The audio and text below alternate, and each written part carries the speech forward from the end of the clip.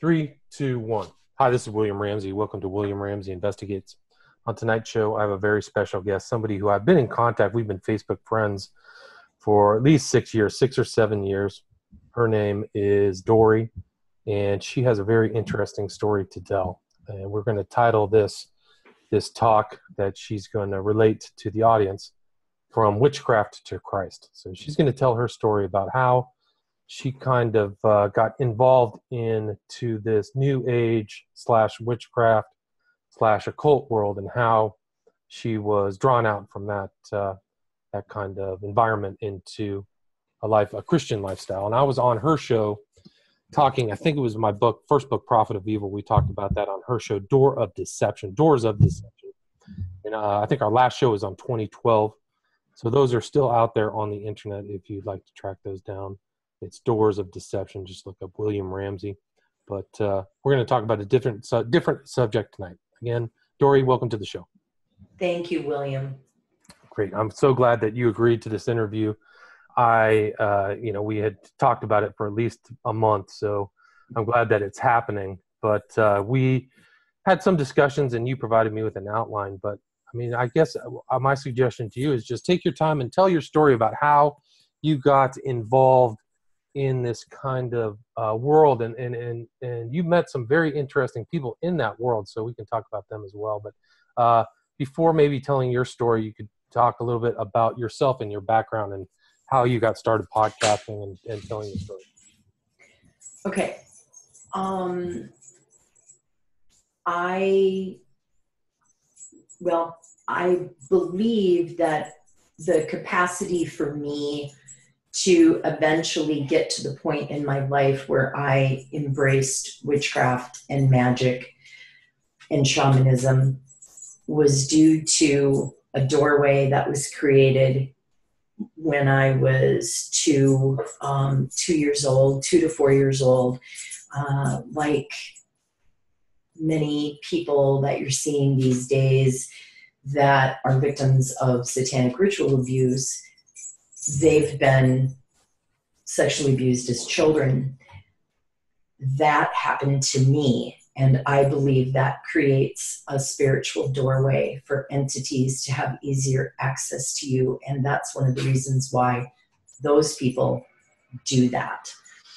I was raised by a Catholic mother and a father who was Lutheran but didn't really go to church. But anyway, my mother was devoutly Catholic, and she did believe in Jesus. I don't remember us praying to Mary, and she did watch Billy Graham, and I remember as a young child watching Billy Graham and saying that, Jesus was, I responded to the altar call.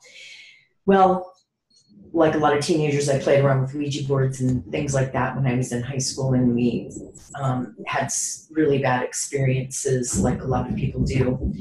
And I got married in my 20s and began to go to a local Lutheran church. I took my children to Sunday school. I did all the mom things that moms do.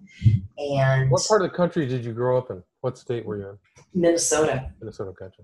And I'm still in Minnesota. I am about 70 miles south of Minneapolis, the metro. So I lived on a farm with my first husband and my boys, and everything was what it was. I mean, we raised sheep and chickens and had a very normal life. And then my first husband and I had a very what do I want to call it? It was a tempestuous relationship, I guess you would say. We would get into fights and it would be loud and anyway. So eventually, after 10 years of marriage, I really gave him the option. I said, I don't think you're happy if you don't want to be married to me anymore. That's okay with me. I will give you what you want. He wanted, no less than joint custody of the kids and wanted me to walk away with no kind of settlement, or we didn't want to do child support. He didn't want to do child support. And I just really felt that my life with him was going to continue to get out of control. We both drank, and it was just not a healthy environment for my kids. So we got divorced, and it was very difficult for me, very difficult, more than I had ever anticipated, because I did have joint custody of my children, and I chose weekends. I wasn't seeing them as often as I needed to, and it affected me spiritually. It traumatized me. And within that trauma opened up those doorways again, I believe, for the demonization, and for me to open myself up again, not up again, because I didn't practice witchcraft as a child. My mother didn't practice witchcraft, but I opened myself up to, I guess, the universe. And I was watching Oprah Winfrey, and I was starting to read some stuff from, that Course in Miracles lady. I don't even remember her. Mary Ann Williamson?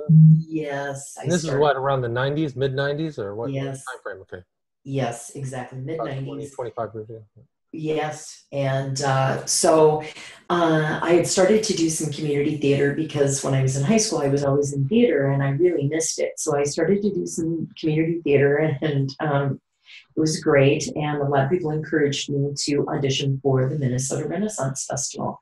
So I decided to do that, and I did. And it's 6 weeks of classes every night of the week. And then on weekends, once the show starts, you perform on weekends every Saturday and Sunday for another like 4 or 5 weeks. And I had a full-time job at the time. I was a human resources assistant at a factory, a meat packing facility. So I did all of this, and got into the show, and consequently met, oh my gosh, that Renaissance Festival has to be, I don't know, 90% pagan, perhaps. I don't, maybe higher. I think that's common for all the Renaissance fairs, not just that one. I think that's the type of person I would find. Yeah, I mean, there was people involved in like the West Memphis 3 case. She goes to all the Renaissance fairs out here. And one of Crowley, Maine acolytes or whatever in the U.S., a guy by the name of McMurtry, that's where they proselytized, was at the Renaissance fairs in Northern California. So I know kind of that's an epicenter or a hotspot for a lot of paganisms, which is it's an introduction, right? Yeah. So it kind of started with this. My performer name is Moxie the Gypsy. And I was nominated for the best new performer that year and everything. I mean, I really embraced this gypsy character. It was like my alter ego. And a few of the characters, this one guy in particular, he's kind of a dark fellow anyway, not like there weren't a bunch of them. This one guy in particular, wow, he just really didn't like me. And I asked some people, at breakfast one morning, I said, what is wrong with this guy? And he walks past, not that I had any interest in him, but I mean, he's just oozed like hatred towards me. I'm like, what is his deal? I've never done anything to him. I don't even know him. And the person I was talking to said, it's your power. And I said, excuse me. And they said, it's your power. And I said, what power? And they said, your personal power, your power as a witch. And I said, I'm not a witch. And they said, you're kidding. And I said, no, I'm not kidding. And then they must like proselytize, because I had people coming up to me and going, you come from a long line of witches and yada, yada, yada. That's actually very common, isn't it? They tell people they have a bloodline or something. Yes. Kind of flattering type of thing. It becomes, yes, you kind of start thinking, wow, because you're sort of in love with that romantic idea of, this like hocus pocus, and think bewitched and things like that. And you don't realize. Anyway, so I went back to my hometown, and I knew of a lady that worked at a bookstore in my hometown, and I knew that she was into some stuff because I used to live next door to her. And so I went there and leaned over the counter and whispered to her, do you have a primer on witchcraft? And she said, yes, would you like a mini brown paper bag? And I said, of course. Anyway, so I got this primer. Basically, it was a book about what do witches believe, what do witches do, this sort of thing. And what I realized that my liberal views at the time fit perfectly with these readies, which their core is, and it harm none, do what thou will, which of course is attributed to Crowley. So I got... It's like an axiom. It's like, do what thou will and harm ye none, or something like that. Yes, exactly. Or it's called a reed. Reed, right. R-E-D-E, that's right. Yeah. Yes. The witch's reed, yes. Yes, and I really, it just really resonated with me, of course, because the familiar spirits are just dying to get their hands on me. And so I got some books from Doreen Virtue on candle magic and things like that. And what normal when I'm going to say it's sympathetic witchcraft is usually where you start. You start with some candles. If you're trying to affect something, you get some candles and different colored ones corresponding with what you're trying to affect. And so candle magic was probably my first thing that I did. And I had, then after the Renaissance Festival, after I did the Halloween thing that they have there, the Trail of Terror, of which after the Renaissance Festival got done and I did Trail of Terror, I met an entirely new group of people. What's the Trail of Terror? I don't know. That is a horror maze. Oh, okay. You dress up in costumes and you scare people for the month of October, basically. So all of the people from the Renaissance Fair from the summer then get involved in that, I see.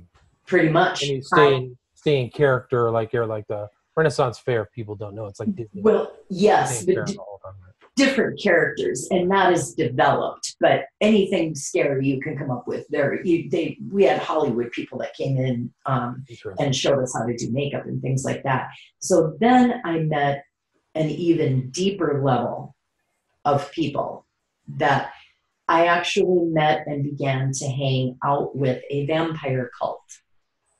Interesting. Who spent a great deal of time at a club in Minneapolis called Ground Zero. Wow, especially there was bondage night on Tuesday nights. Wow. And we would all go to this club. And I'm still pretty innocent. I mean, I've done some candle magic and I've read a couple of books by Dori Virtue. And all of a sudden I'm hanging out with this vampire cult. And I didn't hang out with them very long because that was much too dark for me at that point. Were they into blood drinking? You ever hear of the the Kentucky vampire cult? They ended up killing somebody. Yeah. Blood drinking and all this kind of stuff. They were, and that one crime reporter wrote a book on it. His name was Rod, I believe. Anyway, about the Kentucky Vampire Clan, or that ended up in Florida killing this girl. Yes, yep. Right. Yeah. So they exchanged that kind of thing, and I wouldn't understand for many years later the aberrant sexual energy that creates manifestations in the ether. Okay, demons like blood a lot, and they obviously like human sacrifice. Now, your normal, everyday, average candle magic witch isn't out in the woods sacrificing babies. That's not really what happens. You have to really pursue those levels at some point. But this was just a little too, because one of the things I understood already was that bisexuality was a whole big, huge deal with this too. And that combined with some other things just really seemed extremely unhealthy. It seemed really dangerous. And the Trail of Terror got over with, and I, pretty much, kind of hung out in my hometown. But I did spend like a couple days before Thanksgiving with a group of these people that I had met through the Renaissance Festival. And on the way back to my hometown, I got in a really bad car accident and shattered my leg. And anyway, so now it was my right leg, so I couldn't drive or do anything. So what I did was I read and read and read and studied and got more magical books. Donald Michael Craig, started reading his stuff, and whatever else I could get my hands on. I got the Enochian magic book, and I don't know, some other stuff. John D. Yeah, John D's book. So then in the spring, when I got my cast off my leg, and I had studied herbalism for years anyway for healing. So now I had been reading that herbs had magical properties besides healing properties. You could use them for spells. So my candle magic was progressing into herbal magic, and the herbs had to be charged, and you did that during, I learned all the planetary hours and what herbs corresponded to what planets. So what planets corresponded to love, fame, riches, whatever, that kind of thing. There's certain stuff for all of that. So there was a local store that had opened up, and I somehow found out they had herbs, probably from the lady at the bookstore. So I went to the herbal store, which had all kinds of magical implements, and the lady that ran it happened to be, I came up to the counter and she said, "Wow, you know what you're doing." And I said, "Excuse me?" And she goes, "Well, the herbs you picked out seem to be pretty specific. It seems like you know what you're doing." And I said, "I'm doing some study." And so she invited me over to her house. And so I went over there and we drank beer and talked about herbs. And she started talking, we started having these discussions about witchcraft. And she asked me if I wanted to join her coven. I'm like, "Well, what do you do?" Right? And so it's always daughters of a goddess, some goddess or another. And so I joined that coven, and basically we all had black robes, and it's kind of like a really weird Tupperware party. Right. So it's all kind of middle-aged women, families, or something like that. I had a lot of questions about the coven because I didn't know exactly what I was getting into. And so she, it was called the Daughters of Artemis, and she gave me some stuff to study about the goddess Artemis, and she gave me Buckland's book to borrow, to read, and basically... That's the complete book of witchcraft, right? Correct. Gotcha. And so I said, yeah, sure. I might as well get formal with this stuff that I had been messing around with at home. So, I had bought tarot cards by this point and was messing with them and trying to learn how to use them and all that. So we did the whole thing. I mean, she cast the circle. She was the leader. So she cast the circle. She, did the thing with the athame, and you raise your hand and you say some stuff, and just all the that. Athame is the ritual knife, right? Correct. Where did you guys have it, in a house, or did you go out into the woods? In her store. Okay, so you did in the store. Yep. She had her back room. We went back there, and that's where that all took place, except on Samhain, Halloween. Halloween, right? And how many participants were there in your first group meeting? In my first group, 6. Gotcha. Okay. It's a small town, so if people aren't going to recognize Samhain as Halloween, but if they see the word, it looks like Samhain, yes. Samhain, just to clarify. So that one was at her house usually, and there were always more people because she invited people from further away to come in. Anyway, we did prick our fingers and put it into a glass of wine, and everybody put a drop of blood in the glass of wine, and then you pass that around and you drink it because now you're connected, that sort of thing. So we did all that stuff. And this, probably, we drank a lot of beer and we talked a lot. And every once in a while we'd have a ritual. The new moon, because the moon is dark, is always a prime time for a ritual. And any holiday, I believe there's 8 what they call Sabbats. We didn't do sex stuff. We didn't do anything like that. We basically would get out a tarot card and do a meditation, a guided meditation. So during one of these guided meditations, and it was in the spring, so I can't remember exactly which holiday. I don't remember if it was Ostara or Candlemas. Candlemas is in February. Ostara is the next one, which is what Easter is named after. But we were having a guided meditation, and she had us in our, to go to our place, kind of our.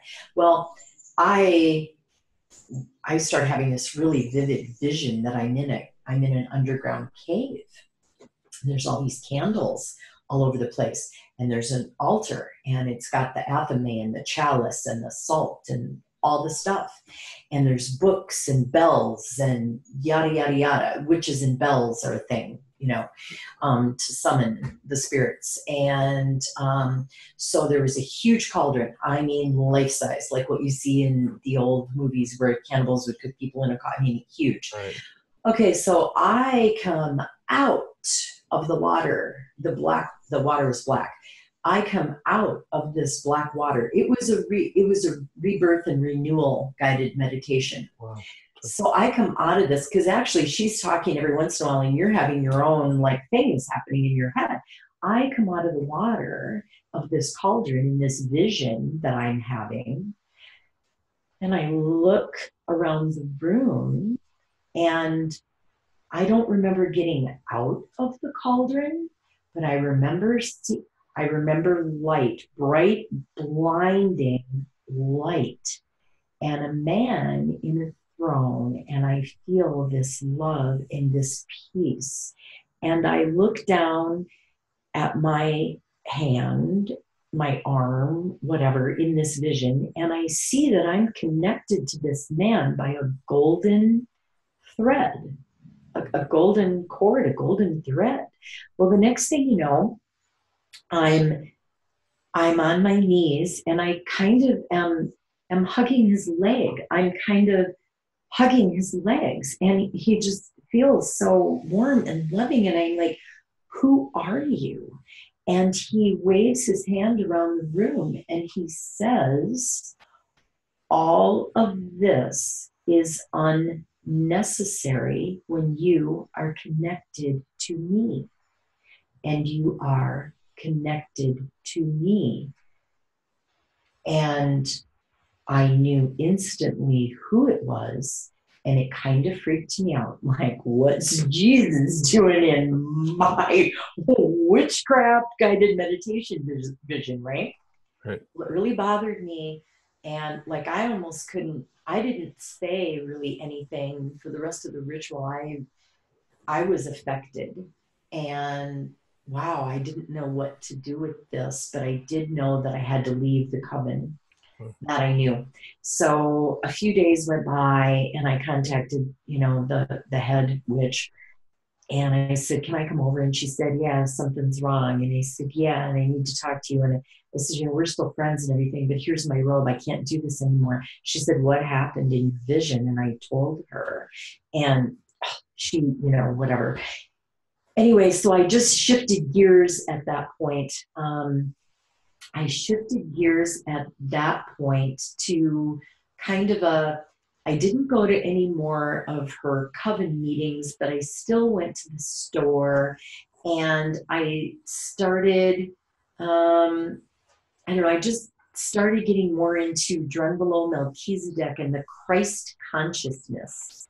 Okay. This Christ consciousness it's a really big thing actually right now. And some Christians are starting to get into this Christ consciousness, that Christ was a great teacher and he was an ascended master and all of this. Mm-hmm. And she ended up having a workshop at her store with this psychic lady. And I went, and the lady, for some reason, she couldn't stop looking at me during this whole thing. And there was probably about 20 people there. And so afterwards you could pay and have her give you a reading. And she said, you are from the angelic realm and you are surrounded by angels. And we need to exchange contact information, because being from the angelic realm is a blessing and a burden, because you've been given much and yada, yada, yada. So I exchanged phone numbers with this lady, and this really made the head of the coven really unhappy, because you don't want just some acolyte who just happens to know a lot about herbs and is, just handed her robe back like, a couple of months prior, to be all of a sudden being told she's from the angelic realm and this and that. Gotcha. Anyway. Before we move forward, can you explain who Drunvalo Melchizedek is? He's kind of like a new age type teacher, correct? So yes, he has, like, Christ is an ascended master among ascended masters, but he also teaches kind of other new age doctrines. He does. He has mystery schools. He has basically the left and right mystery schools. And actually, my first tattoo is the Eye of Horus from the, I believe, right-handed mystery school of creativity, et cetera, et cetera. Melchizedek is supposed to be based off biblical passage, because that's one of the other things witches, magicians like to do, is they like to take things from the Bible. They like to twist them and adapt them to their own thing, because one of the things that well, Melchizedek in the Bible was the one, I believe it was at the time of David or something, in Melchizedek, or before Abraham. Yes. The guy before Abraham who anointed Abraham. It's kind of a mysterious figure, if I remember. Very mysterious figure. And supposedly Christ is of the order of Melchizedek. Right. And that's actually ties in with Mormonism, because their priesthood has two orders, the order of Aaron and the order of Melchizedek. So you're kind of into this mystery school, new age, like, who is Melchizedek? I mean, and I think he's only mentioned in one very small passage. Very vague. Who is this person? Very vague. So I got both of Drunvalo's books. They were blue books. I burned them after I became a Christian. So some of this is difficult for me to pull forward, because I've been out of it for a long time. But I went to go see Drunvalo in person, and he was the least impressive person that I went to see, because I kind of ended up hanging out with some sort of interesting characters, and he was the least interesting of all of them. He seemed to be the most concerned with just money and not really who you were or whatever. Oh, interesting. So he charged a lot for his teachings and stuff like that. Interesting. He did. He's kind of like a cult leader then, in a way, huh? He is a strange dude, man. He claims to be a walk-in. Which means? A walk-in means that, here I am, Dori, but at some point I have an accident and I lose consciousness, and another spirit comes in and inhabits me, like perhaps an extraterrestrial or an angel, an angelic, an angel guide, a spirit guide inhabits you. It's like Ramtha. Have you ever heard of Ramtha? Yes. Oh yeah, okay. So Jay-Z Knight or whatever, and this guy from Atlantis inhabits her. Sorry. These are all. So Drunvalo is supposedly in that kind of that sense, where somebody else is talking through him. Not that someone else is talking through him, that he actually allowed whatever entity it was to actually take up residence in him permanently. So he doesn't channel. He actually became this figure. Wow. Okay. That's amazing. I had never heard that term in that reference, walk-in, before. Yeah. And I knew I never wanted that to happen to me. Other people found that really fascinating. I didn't. I started to be really disturbed by these ascended masters and people who were into them. And this is where the Saint Germain stuff comes in. You heard of Saint Germain? Yes. Uh-huh. So I think that is the Rosicrucian guy, isn't it? Or maybe not. Christian Rosenkreutz and Rosicrucianism. Christian Rosenkreutz supposedly is an ascended master. There's this hierarchy of ascended masters. David Wilcock is into the ascended masters. I heard David Icke is as well. Like one of the ascended masters is informing him, Rikorsky. You heard of the name Rikorsky? Oh, yes, absolutely. I've heard of Rikorsky. So that's Madame who's talking Blavatsky. Blavatsky, all right. It's true. Madame Blavatsky pretty much has introduced the ascended masters to. Fascinating. I didn't know that. Wow. Yes. Interesting thing, William. Let me really go off on a side road here. The ascended masters started to really bother me. I mean, not like physically, but the whole concept. It really started to stink like hooey to me, and I didn't like it. And I followed their thread through Madame Blavatsky to the Episcopalian Church. Wow, I didn't know that. That's interesting. Well, they've since kind of buried a lot of There's that. a tiny little bit of background noise. I'm hearing like a little buzzing or something like that. Do you know what that is? No. Okay. Let me try turning down my mic. How's that? Perfect. That sounds better. Sounds good. Is that better? Yeah, it seems better. It just seems like I feel like it's coming from your side. I don't think it's mine. But like a or like a foghorn or something. Really? I shut my fan off and everything. Okay, cool. All right, sorry. Maybe I should move the microphone a little closer. That sounds good. That sounds better. Okay. I don't know if it'll even come through on the audio. So Maybe I'll turn it I down. apologize. So there's a tie between the Ascended Masters and the Episcopalian Church. I never knew that. There is a tie between Madame Blavatsky and the Episcopalian Church. And there's actually a sort of a Crowleyan connection too. There's oh my goodness, I'd have to research it again. I tracked it all down and had copious amounts of notes because it was very disturbing. It had to do with Blavatsky's infiltration of the church.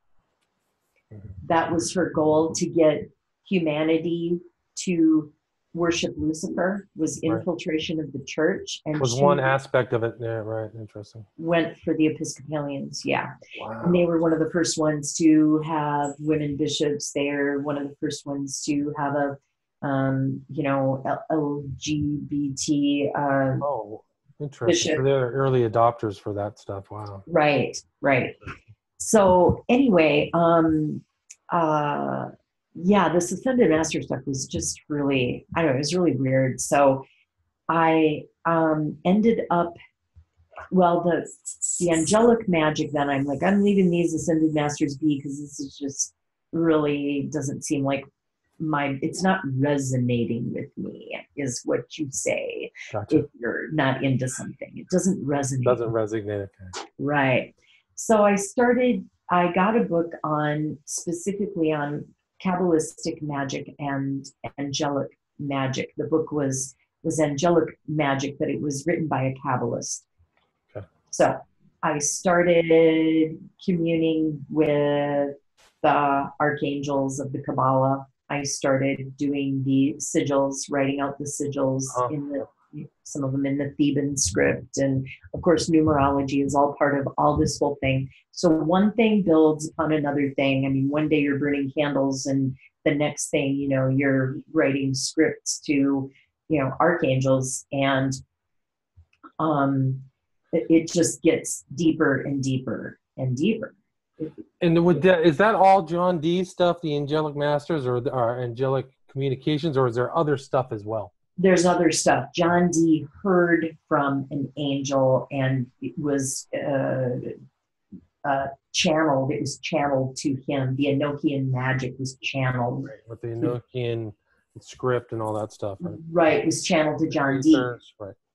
This Kabbalistic magic is different. It's based on the Kabbalah. Okay, sorry. I don't know. Okay. So because it was based on the Kabbalah, I felt that Kabbalah is part of Jewish mysticism, which is kind of connected to the Bible, and I really didn't resonate with the goddess thing ever. I always felt that God was still God to me, and this goddess thing. Okay, I got to believe kind of that maybe it was, maybe God had a wife. Maybe that's why Genesis says in the beginning, we. Okay, and this is, so I got into the Kabbalah and the angelic magic, and you progress into deeper, longer meditation. You start doing, in your medication, you start doing your own vision casting, which is where you're basically envisioning what you want to manifest into your life, which is what the book The Secret is all about. Right, manifesting. Wow, great. And it's The Secret is really, yeah, gotcha. The Secret's different than Marianne Wilson, right? Yes, The Secret is different. However, there are Christians telling people that The Secret, there are Christians that I know that read The Secret, use the principles of The Secret to manifest things in their life. A lot of them are in multi-level marketing companies. Wow. And this is really disturbing to me, because even the witches that I knew and hung around with didn't like the book The Secret, because you cannot just heap great things into your life, because physics apply in the etheric realm as they apply in the physical realm. It was really God who first said, as above, so below. What is done on earth is done in heaven. So there are consequences for every action. There's an equal and opposite reaction, and that is true in the spirit realm as well, and that's biblical. So trying to just heap riches and power and money onto yourself without having ramifications is just not, it's black magic, really. But I got a book from my Jean Gonzalez Whippler, and I started doing, some more spells, even got into voodoo for a little while, some different, the Orishas and things like that. I mean, I'm telling you, anytime you get into this new age, you have a plethora. It's like a soup of people who are into all sorts of different things. And the UFO thing plays into that eventually. Okay. Well, it's something I've been researching very recently, but that's interesting that you as well make that connection. Absolutely. One of the things when you're studying Drunvalo Melchizedek is you put yourself into this energetic tetrahedron. Okay. And this is how you travel through the universe, is in this tetrahedron. What did he call it? The something of life? Isn't there another name for that? Flower of Life. Flower of Life. Is that right? Is that the same thing? Well, his books are called The Flower of Life 1 and The Flower of Life 2. But the thing that you travel in is called something else. And I will look that up, or it might come to me. Okay. It actually might come to me. But anyway, so you kind of put yourself into this tetrahedron in your meditation, and then you go all over, and you meet ETs or whatever. I mean, it just all of a sudden you get, this is happening to you. You start seeing them. They start communicating with you. Besides the archangels I had around me, and these things are all demonic. They're all familiar spirits, and they're all things that any magician who wants to summon entities, if you're serious about it and you're willing to put in the time and energy, they will respond to you, because they want attention, and energy follows attention. Once again, it's a physics thing. Interesting. So I started watching Project Camelot videos, and there was this girl named Jessica. Oh, I kind of skipped over the sex magic stuff. Remember, we don't have to cover it if you don't feel comfortable talking about that. It's one of those things where, of course, it works, because there's a lot of energy involved in that. And for whatever reason, demons are very attracted to it, especially anything that strays from, this is why pornography will demonize you. Anything that strays from normal. It attracts a high level of energy. And when you're single, of either sex, it's just you're operating outside of something that is sacred to God. So you're operating outside of God's protection with that sort of thing. So that's all part of this with the angels and everything, and the Kabbalah and all that involves all these different aspects.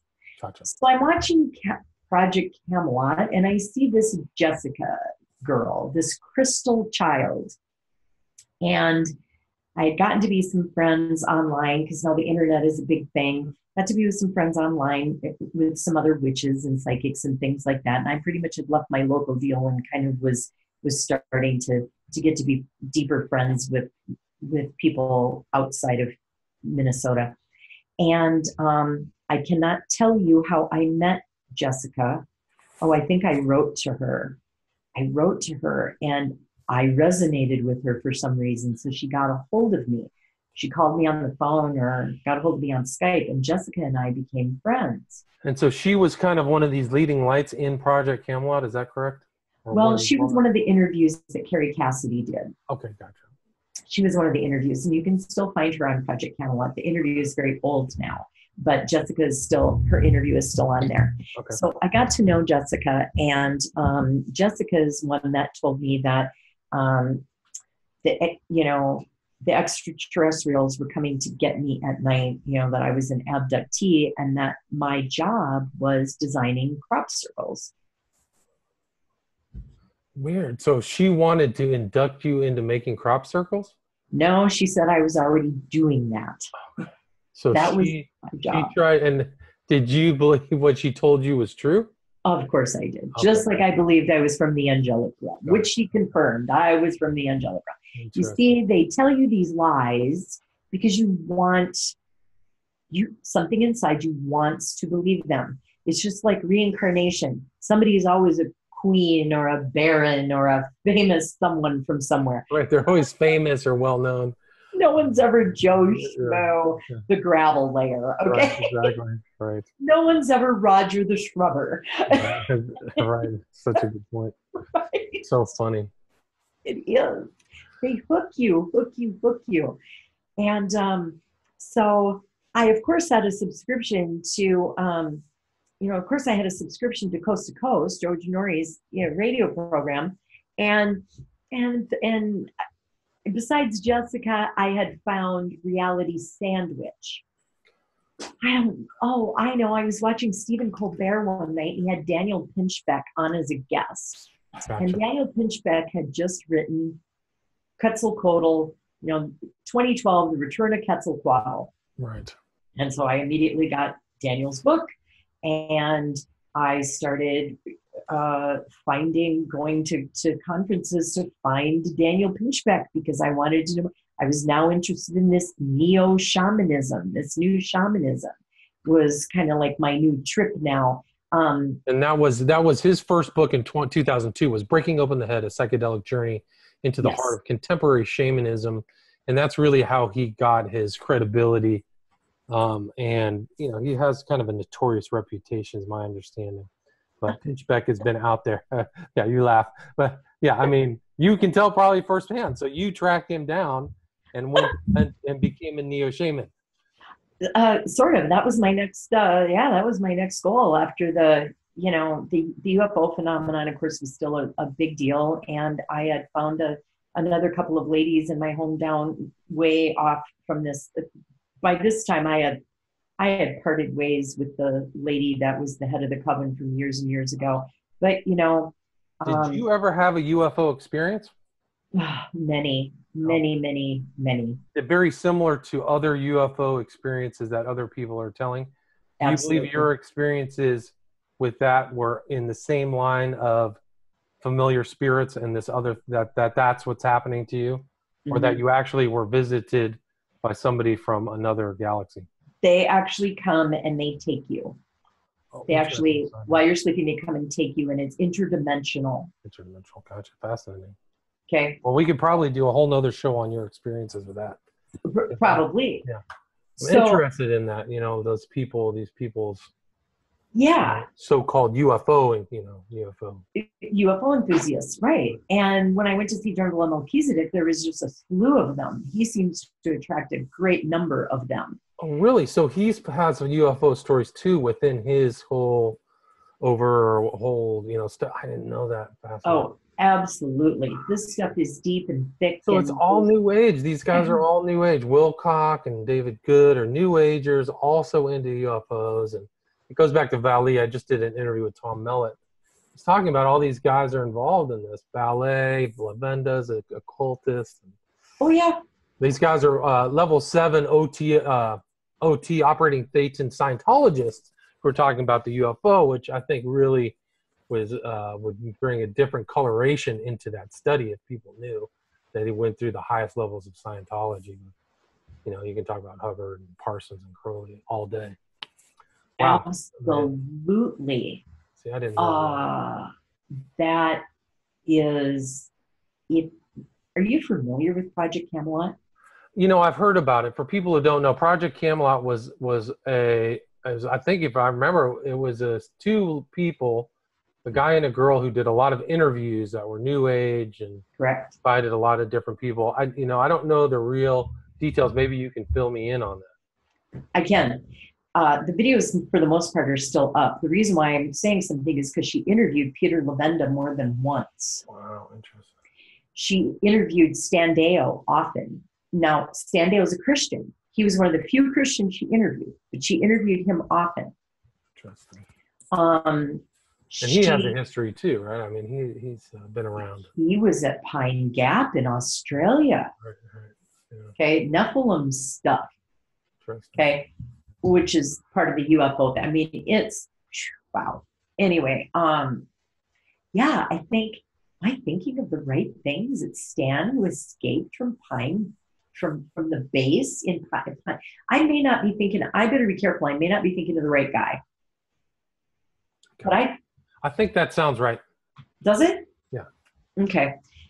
So one thing leads to another, and I also found a lady up in Minneapolis who was giving classes, and she was a kind of a Christ consciousness person. She's written 11 or 12 books on the chakras. Chakras are your energy centers, of course. So I was taking classes from her. She pulled me aside one day, and she said, they want you to write a book. And I said, what? She said, they. I'm like, they? She said, yes, want you to write a book. Spirit guides, them, the advisors. Gotcha.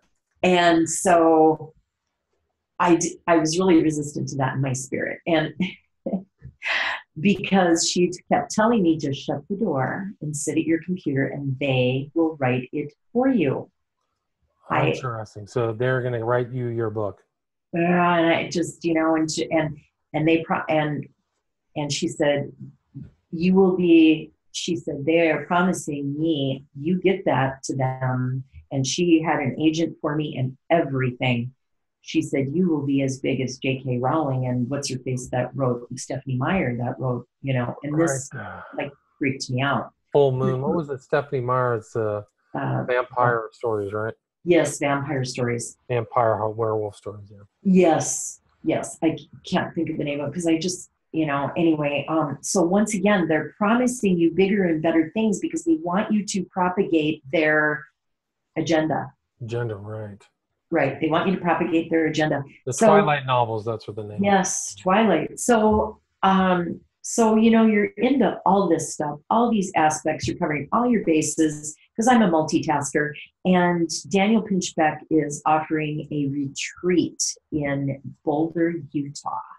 And I talked to my boyfriend at the time, and I said, seems weird at my age to call him a boyfriend, but that's what it was. And I said, do you want to do this thing? And he's like, yeah, sure, why not? We had already gone to a festival where Daniel Pinchbeck was one of the speakers, and also Graham Hancock. And so you saw Graham Hancock? Yeah, I don't know if I went to his talk or not. I might have gone to his talk. And then there was another guy too that did some Maya thing that was at this festival.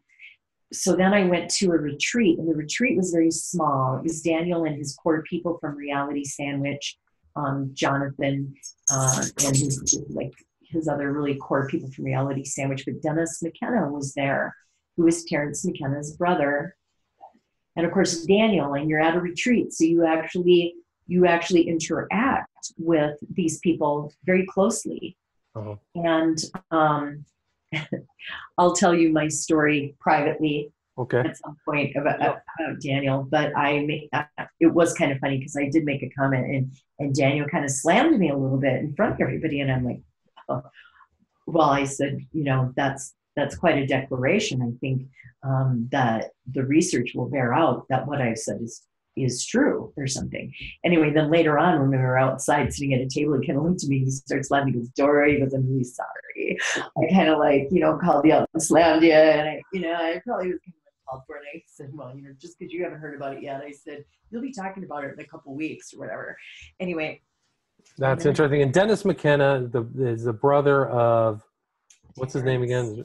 Right, Terrence. He wrote DMT, the Spirit Molecule. He was in that movie that was narrated by Joe Rogan in 2010. Do you remember when you went on the retreat? What year that was?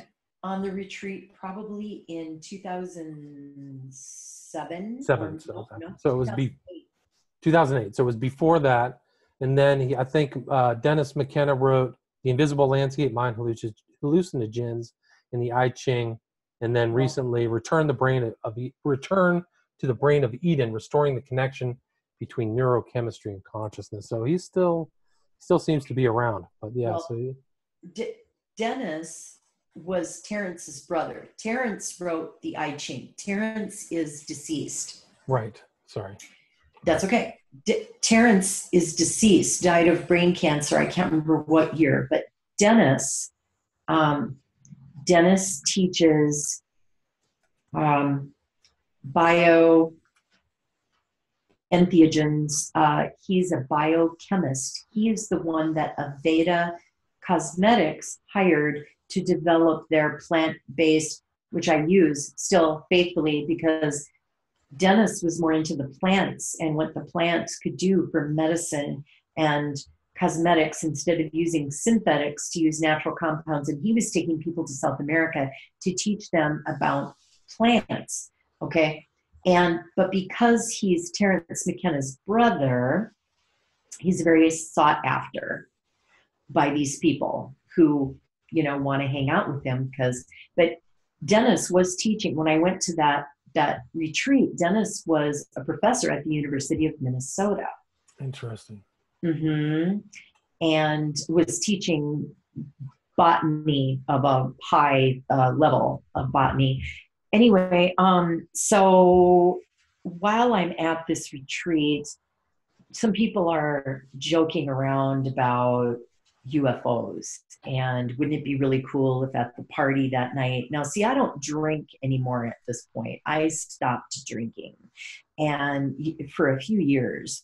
And they're joking about, wouldn't it be cool if UFOs showed up at the party or whatever? And I said, well, I'll see what I can do about that. And one of them turned around and looked at me and they said, what? And they said, oh yeah, I can summon the UFOs. And they said, really? And I said, yeah. And they said, well, okay, so see if you can, muster, see if you can call them in tonight or whatever. So I wasn't down at the party, but of what I found out the next morning was everybody was tripping on mushrooms. And I don't drink or party, so my fiance and I went to the campground, and the next day I'm being told all these stories and this and that, and it's kind of funny. It's kind of a big joke. And then we went outside to leave that day, and there were some very strange people there, very strange, like stranger than, they weren't there the whole time, but all of a sudden they were there that morning, and they were dark. They were dressed in all black clothes, and they had black hair and like black leather pants, and they were all very skinny. And I came out of the building after breakfast and they started speaking to me in like picked or something strange. And I didn't know what they were saying, but they were saying something to me. And I wanted to ask some people about them, but we really had to go because we were in Utah and we had to get back to Minnesota like in a couple of days. It was just the oddest thing. it was just one of those really odd things. So we went from Utah to Colorado, that first leg of our journey that night. And so we had traveled all day, and I got out of the shower, and there was a huge hole in my thigh, like a large puncture wound, like it was punctured with a swizzle stick. Okay, like that big. It was really weird. And I got really, really sick after we got home for a long time. So I don't know what happened to me. I figured at that point I had been abducted. And I also had gotten fairly a relationship with Carrie Cassidy at this point through email and Skype conversations. And she was putting on a conference, and I was going to go to California, and I was going to, help wrangle the guests, the speakers. And, but I got really sick at this retreat, and I think it was, God was like working already. And then that was like towards I think the Boulder Mountain retreat with Daniel Pinchbeck was like in August or something. And now this other retreat with Carrie Cassidy, or not retreat, but conference with Carrie Cassidy was supposed to be in September, and I couldn't go. And then in October, I went to visit a friend in Missouri, and for some reason I threw a Bible in with my stuff. And I was staying out in her casita, and I went to bed for the night, and there was this horrible scraping noise on two sides of the casita, and the third side was into a carport, and the back side was covered in thick, heavy brush. So whatever was making this, it sounded like somebody had a pickaxe and was scraping against the side of your house. It was a huge noise. If they were on the back side, they would have had to have been moving through this thicket. Well, it scared me. It scared me so much. I literally crawled down off because it was kind of a bunk. It was a built-up high bed. I crawled down off the bunk, and I got down on the floor, and I didn't want to turn on any lights because I was scared. So I crawled over to my bin where my Bible was, and I turned on my handy-dandy camping headlamp, and I just opened the Bible up to whatever page it opened up to. And it said, "I am with you no matter where you may lodge." Wow. No matter where you're staying, I am with you. And so I shut the Bible and I put it back, and I prayed for protection. That was October, and I got back, and then this old coven lady and I reconnected because she was going to an initiation with a shamanic, a Chilean shaman. And I wanted to do this. I wanted to get initiated as a shaman. So I went to the shamanic initiation, and the shaman asked me to come to Chile and study with her. So all these things keep happening to me. Like, people keep wanting me to come and do these things. And my husband and I decided that we were going to get married at Thanksgiving because his children were home from out of state.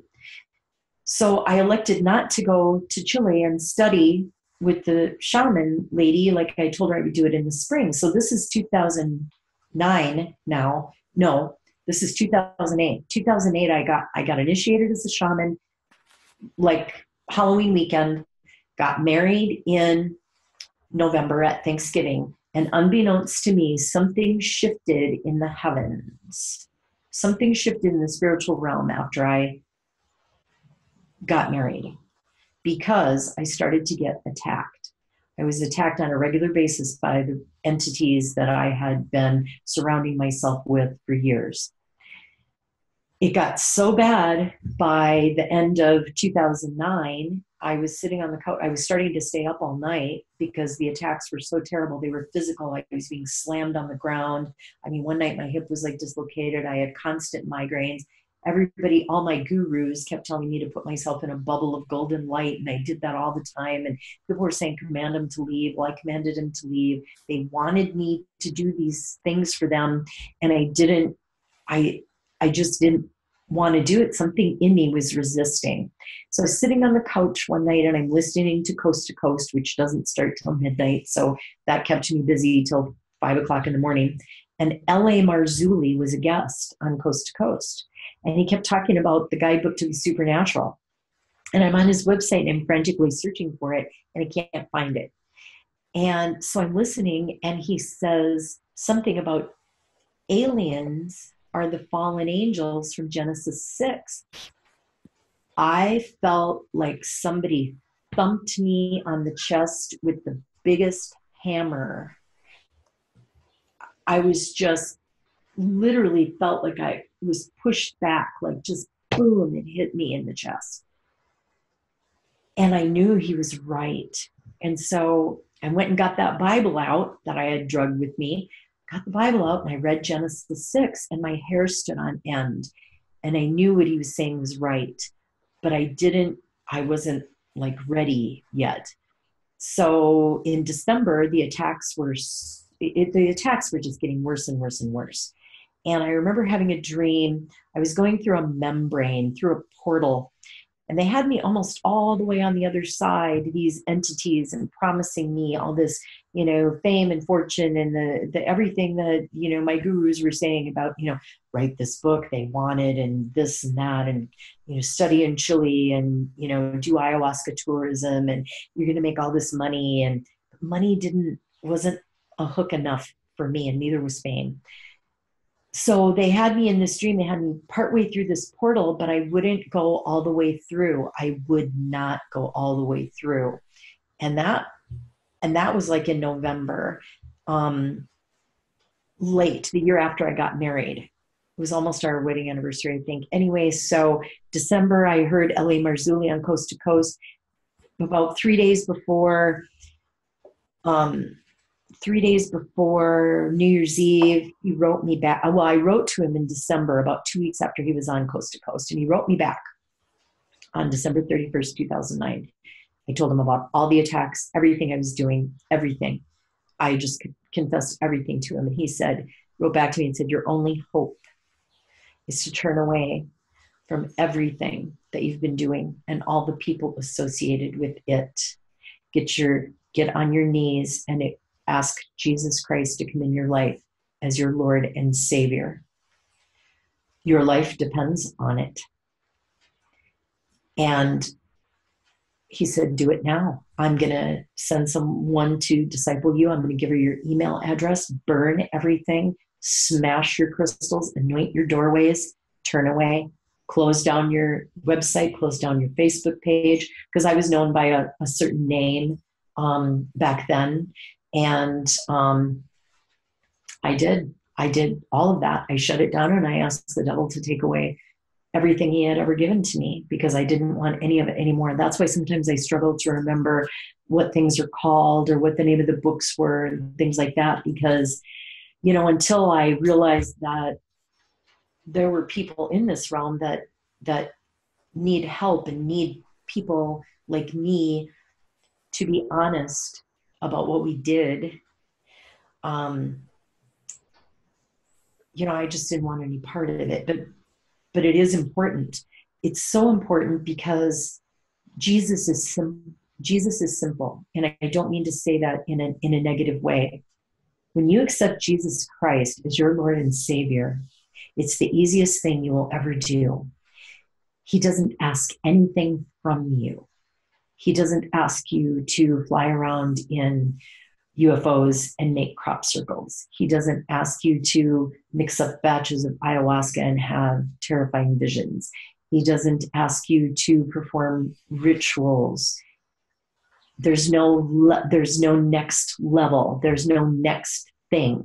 You accept him and that's it. He accepts you back and loves you right there and then.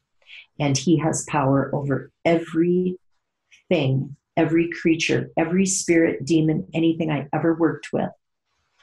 I say, in the name of Jesus, and they're gone. Because believe me, they still try to come and attack me because I played with them once. And the name of Jesus and Jesus Christ in my life has been the greatest, greatest thing that has ever happened to me. That's amazing. Thanks for sharing that testimony. So the advice that L.A. Marzulli gave you, when you put that into practice, all of the torment from these entities vanished, ended? Yeah, they tried, like, and I rebuke you in the name of Jesus. And I had to go through I went through deliverance, okay? Because I had entities all over. My husband saw them. My grandchildren saw shadow people in the house. I would Skype with people in the New Age and they would see shimmering creatures behind me. Wow. And they could see them on Skype. They were everywhere around me, in my house. I mean, it was crazy. So I went through deliverance. I mean, Ellie didn't say that, but he did send a person to help me, and she discipled me for a couple of years. I mean, the first book I read was the book of John, and John 1:1 through 1:5. John 1:5 has the most incredible line ever. When you accept Jesus Christ into your life, all these people in the New Age talk about light, light, light, light, light, light, light and love, light and love. It's not the same light as the light that Jesus gives you. And John 1:5 says, and the light shineth in the darkness, and the darkness comprehended it not. These entities no longer even know what they're looking at once you accept Jesus Christ. They almost cock their heads in disbelief because they don't know what they're looking at anymore. It's really fascinating. Yeah. It's the real deal. Yeah, you've had some incredible experiences, but what a great story. I think that your tale fits the title of our discussion, which is, Witchcraft to Christ. So Thank you very much for sharing that. I appreciate it. You're welcome. I think that's, maybe we should just finish up by saying that you are starting up again your podcast, Doors of Deception. And so people can look for that. Where could they find that? It's coming in September, and it will be on the Fringe Radio Network. It will also be on Spreaker, Doors of Deception. I'm also working on a website that will be doorsofdeception.net. It is not published yet. It will be published in September when I fire my show up again. And I am currently working on some interviews like I did before when I did the show. And hopefully you'll be coming on with me to do an interview about the Smileyface Killers, because that is, wow. That's a mind bender. Yeah. I have pages and pages and pages of notes, and I just found a sigil that I'm going to forward to you that actually has a smiley face on top of crossbones. Instead of a skull, it's actually a smiley on the crossbones. Very interesting. So I just got a picture the other day of a smiley face at Untermeyer Park, which is where the Process Church used to do its rituals. And so I mean, it's associated with a lot of this deep, dark, occult process stuff. So it's really, I mean, right. I couldn't discount it. So, and it's around. People still send me to this day references to smiley faces in movies, comics that are current of 2018. There's still something is still going on under the surface that I don't fully comprehend, but I'm beginning to understand more. Right. And how can people contact you? I know you and I interact a lot on Facebook. Is that, if anybody has any questions or would like to follow up with you, yes, is that a good place? Yes, it is.